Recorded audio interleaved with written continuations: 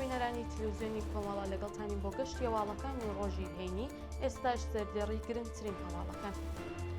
پەسەندکرانی حکمی سێداری پەخشان عەزیزی لەلایەن دەستگای قەزای ڕژیمەوە، بەردەوامی دەست بەسەرکران و ناڕوونی چارەنووسی شەهرام ئەمینی لە شاری مەریوان، بەردەوامی گوشاری ناوەندە ئەمنیەکانی کۆماری ئیسلامی بۆ سەر خوێندکاران، ناڕەزایەتی کارمەندانی مخابراتی ئێران و بەیاننامەی چالاکانی مافی مرۆڤ و منداڵان دژ بە ئینتەرنێتی چینایەتی لە ئێران.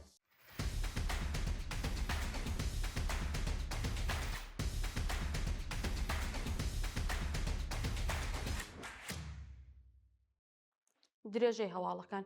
پەسەندکرانی حکمی سێدارەی پەخشان عەزیزی لەلایەن دەستگای قەزای ڕژیمەوە. بە پێی دوایین راپۆرتەکان، حکمی سێدارەی پەخشان عەزیزی بەردکراوی سیاسی و خەڵکی شاری مەریوان لەلایەن دەستگای قەزای ڕژیمەوە پەسەندکراوە. بە وتەی سەرچاوەکانی ئاگادار، حکمی سێدارەی ئەو هاوڵاتیە کە ساڵی 2023 زاینی دەست بەسەر و بۆ ماوەی چەندین مانگ لە ژووری تاکە کەسیدا ڕاگیرا بەبێ هیچ ڕوونکردنەوەیەک سەبارەت بە دۆسیەکەی لە دادگای نایاساییدا پەسەندکراوە و مەترسی جددی لە سێدارەدانی لە ئارادایە. شایانی باسەکە ناوبراو بەهۆی ئەشکەنجەکانی ناوەندە ئەمنیەکانی ڕژیمەوە تووشی چەندین جۆر نەخۆشی بۆ دۆخی تەندروستی ناجێگیرە. بەردەوامی دەست بەسەرکران و ناڕوونی چارەنووسی شەهرام ئەمینی لە شاری مەریوان. بە پێی راپۆرتەکان، شەهرام ئەمینی هاوڵاتی خەڵکی شاری مەریوان سەرەڕای تێپەڕبوون زیاتر لە 2 هەفتە لە دەست بەسەرکرانی هێشتا چارەنووسی دیار نییە. راپۆرتەکان ئاماژە بەوە دەکەن کە ناوبراو ڕێکەوتی 18 گوڵانی 1405 هەتاوی کاتی گەڕانەوەی لە هەرێمی کوردستان لەلایەن هێزە ئەمنیەکانی ڕژیمەوە دەست بەسەر و ڕەوانی گورتوورخانە ناوەندە ئەمنیەکان کراوە. شایانی باسە کە سەرەڕای بە دوواداچوونی بنەماڵەکەی لەسەر دۆخی تەندروستی و شوێنی ڕاگررتنی تا کاتی داڕشتنی ئەم هەواڵە زانیاریەک لە بەردەستدانی و لە مافی دەستڕاگەیشتن بە پارێزەری سەربەخۆ بێبەشکراوە. بەردەوامی گوشاری ناوەندە ئەمنیەکانی کۆماری ئیسلامی بۆ سەر خوێندکاران. لە ڕۆژانی ڕابردوودا گوشاری هێزە ئەمنیەکانی ڕژیمی کۆماری ئیسلامی بۆ سەر خوێندکاران لە ئێران بە شێوەیەکی بەرچاو بەرز بۆتەوە و لەو ئاراستەدا خوێندکارێک لە شاری تاران دەست بەسەر کراوە. لە ماوەی چەندین مانگی ڕابردوودا پاژنە ڕەزایەتیەکانی مانگی بەفرامباری 1404 هەتاوی و هەروەها دەستپێکردنی هێرشە هاوبەشەکانی ئەمریکا و ئیسرائیل بۆ سەر پێگەکانی ڕژیمی کۆماری ئیسلامی شەپۆلێکی نوێی گوشارەکانی ناوەندە ئەمنیەکان بۆ سەر خوێندکاران دەستی پێکردووە. راپۆرتەکان ئاماژە بەوە دەکەن کە بۆ ماوەی زیاتر لە 2 هەفتەیە خوێندکارێکی زانکۆی سەنعەتی شەریف بە ناوی عیرفان خادەم لەلایەن هێزەکانی ئیدارەی ئیتلاعاتەوە دەست بەسەر و ڕەوانی گورتوورخانە ناوەندە ئەمنیەکان کراوە و هەروەها بنەماڵەکەی هەڕەشەیان لێکراوە کە لە ئەگەری بڵاوکردنەوەی هەواڵی دەست بەسەرکردنی کوڕەکەیان ڕووبەڕووی دۆسیە قەزایی دەبنەوە. ناڕەزایەتی کارمەندانی مخابراتی ئێران. لە ڕۆژانی ڕابردوودا کارمەندانی مخابراتی ئێران دژ بێ پێنەدانی حەقدەست و مەزایە دواخراوەکانیان ناڕەزایەتیان دەربڕی.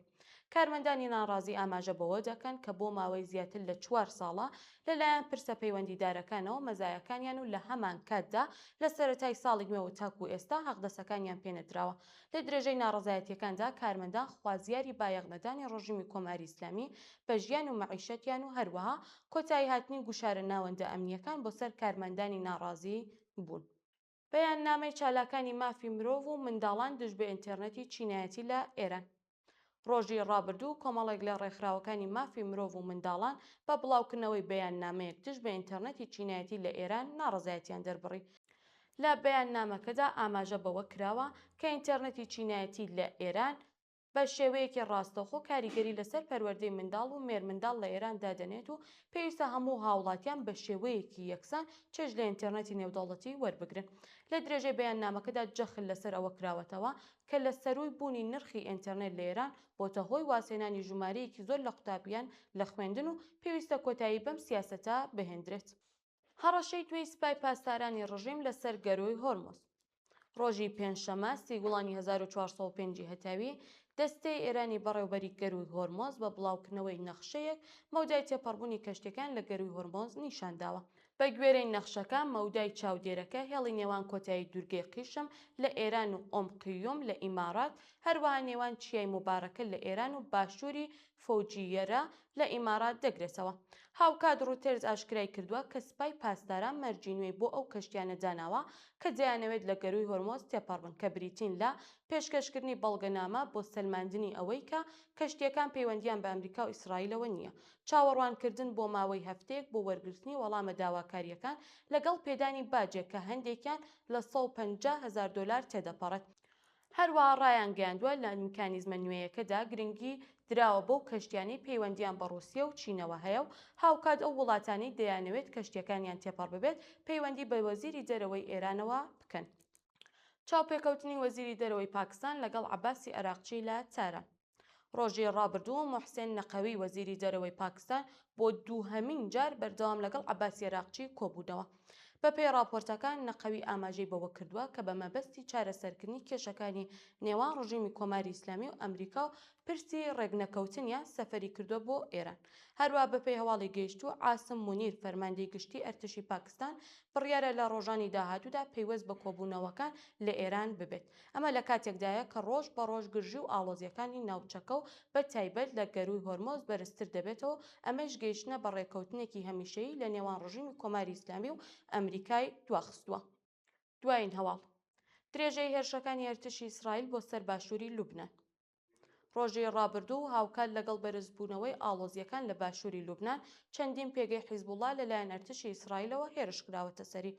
بەپێی هەواڵی گەیشتوو لە دوایین هێرشەکانی ئەرتشی ئیسرائیل بۆ سەر ناوەندی تەندروستی لە شاری هەناویەی ناوچەی سووریەی باشووری لوبنان لانی کەم 4 کەس لە ئەنجامانی ئەو ناوەندە کوژراون و چەندین کەسی دیکەش بە سەختی بریندار و دۆخی تەندروستیان ناجێگیرە. ئەمە لە کاتێکدایە کە سەرۆک وەزیری لوبنان لە ماوەی چەند مانگی ڕابردوودا چەندین جار داوای لە کۆمەڵگەی نێودەوڵەتی و سەرۆک کۆماری ئەمریکا کردووە کە ڕێگری بکەن لە هێرشەکانی ئیسرائیل بۆ سەر باشووری لوبنان و هەروەها جەختی لەسەرەوە کردوێتەوە کە پێویستە هێزەکانی حیزبوڵڵای لوبنان بە تەواوەتی چەک بکرێن. بینەرانی خۆشەویست، هەواڵەکانمان پێشکەشکردن. کاتێکی خۆش بۆ هەموو لایەکتان.